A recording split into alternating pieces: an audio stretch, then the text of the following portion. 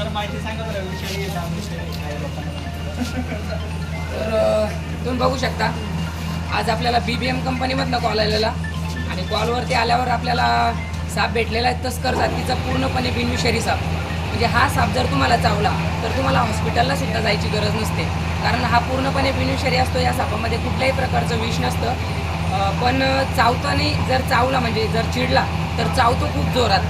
आणि जर तुम्हाला सापांच्या जाती ओळखता येत नसेल तर तुमचं सगळ्यात पहिलं काम हे की कुठलाही साप चावला तर तुम्हाला पहिले हॉस्पिटलला जायचं आहे. आणि जर तुम्हाला कन्फर्म आहे की तुम्हाला चावलेला साप हा बिनविषारी आहे तर तुम्हाला कुठेही जायची गरज नाही.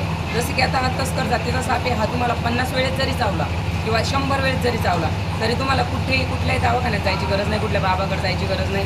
आणि राहिली गोष्ट सगळ्यात मेन, जर तुम्हाला कुठल्या विषारी सापाचा वाईट होतोय तर इकडे तिकडे एखाद्या बाबाकडे किंवा ढोंगी बाबाकडे एखाद्या महाराजांकडे जावत बसू नका, कारण विषारी साप चावल्यावर त्याचं जे अँटीव्हेनम आहे ते फक्त हे सरकारी हॉस्पिटल आणि काही तुरळक जे हॉस्पिटल आहे तिथे उपलब्ध असतं. तर जर असं कुठला विषारी साप तुम्हाला चावला इन केस तर सगळ्यात पहिलं काम जे तुमचं आहे ते हॉस्पिटलला जायचं आहे तुम्हाला, तर तिथेच तुमचा जीव वाचू शकतो. नाहीतर तुम्ही जर कुठल्या बाबाकडे जात बसले तर त्या टायमात ते विष जे आहे ते तुमच्या अंगामध्ये खूप जास्त पसरण आणि तिथेच तुमचा मृत्यू होऊ शकतो.